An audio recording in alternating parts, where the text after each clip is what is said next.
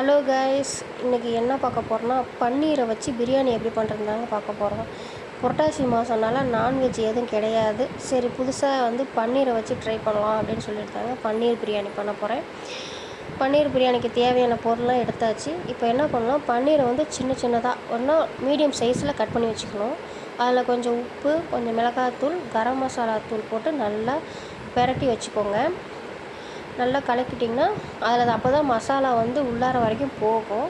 இப்போ ஒரு பேன் வச்சு அதில் எண்ணெய் ஊற்றி பன்னீரை போட்டு நல்லா ஃப்ரை பண்ணி எடுத்துக்கலாம். அது பாருங்கள், கொஞ்சம் கலர் சேஞ்ச் ஆகும். ரொம்பவும் ஃப்ரை பண்ணிடக்கூடாது, நல்லா இருக்காது. கொஞ்சம் கலர் சேஞ்ச் ஆகும் பாருங்கள். இந்த மாதிரி ஸ்டேஜில் எடுத்துக்கணும். இப்போ குக்கரை அடுப்பில் வச்சுக்கலாம். எண்ணெய் தேவையான அளவு ஊற்றிக்கோங்க.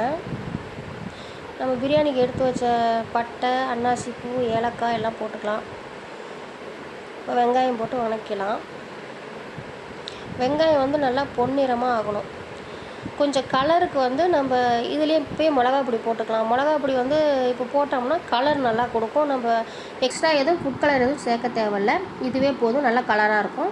இப்போ பச்சை மிளகாயும் கருவேப்பிலையும் போட்டு வதக்கிக்கலாம். நல்லா வதங்கட்டும். தக்காளி போட்டுக்கோங்க. தக்காளி நல்லா வதங்கட்டும். தக்காளி 2 தக்காளி தாங்க, அதிகமாக போடக்கூடாது, இல்லைன்னா தக்காளி சாதம் மாதிரி ஆகிடும். வதங்கினதுக்கப்புறம் இஞ்சி பூண்டு பேஸ்ட்டு 2 ஸ்பூனு போட்டு நல்லா வதக்கிக்கோங்க.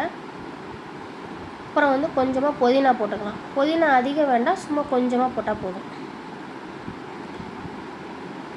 இது நல்லா வதங்கட்டும். இது வதங்கினதுக்கப்புறம் நம்ம கரம் மசாலா சும்மா 1/2 ஸ்பூன் போட்டால் போதும். போட்டு வதக்கிக்கோங்க. இந்த ஸ்டேஜில் என்ன பண்ணணுன்னா, உப்பு தேவையான அளவு உப்பு போட்டுக்கோங்க. நான் 1.5 டம்ளர் அரிசி எடுத்துருக்கேங்க, அதுக்கு 3 டம்ளர் தண்ணி ஊற்றி நல்லா கொதி வரட்டும். எலுமிச்சம்பழம் சாறு அரை பழத்தோட சாறு மட்டும் சேர்த்திக்கோங்க. இப்போ நம்ம அரிசி போட்டுக்கலாம். நான் எடுத்துருக்கிறது பாசுமதி ரைஸ். நல்லா கொதி வந்துருச்சு. இந்த ஸ்டேஜில் என்ன பண்ணலாம், நெய் சும்மா ஒரு 2 ஸ்பூன் போட்டு நல்லா கிண்டி விடுங்க. இது என்ன கொஞ்சம் பளபளப்பு கொடுக்கும், நல்லாயிருக்கும். அப்புறம் நல்லா கொதி வந்ததுக்கப்புறம் பன்னீரை சேர்த்து நம்ம மூடி வச்சுக்கலாம். 2 விசில் தாங்க போதும், அதிகமாக விசில் விட்டாதீங்க, சோறு குழஞ்சிரும். இப்போ சைடிஷுக்கு காலிஃப்ளவர் இந்த பக்கம் போட்டாச்சுங்க. அவ்வளோதான், விசில் வந்துருச்சு. இப்போ நம்ம எப்படி இருக்குன்னு பார்க்கலாம். வாவ், சூப்பராக இருக்குது இல்லைங்களா? டேஸ்ட்டும் அருமையாக இருந்ததுங்க. நீங்கள் இந்த மாதிரி ட்ரை பண்ணி பாருங்கள். வீட்டில் ட்ரை பண்ணி பார்த்துட்டு கமெண்டில் எப்படி இருந்துச்சுன்னு சொல்லுங்கள். இந்த வீடியோ பிடிச்சிருந்தால் லைக் பண்ணுங்கள், ஷேர் பண்ணுங்கள், மறக்காமல் சப்ஸ்கிரைப் பண்ணிவிடுங்க. Tata, bye bye.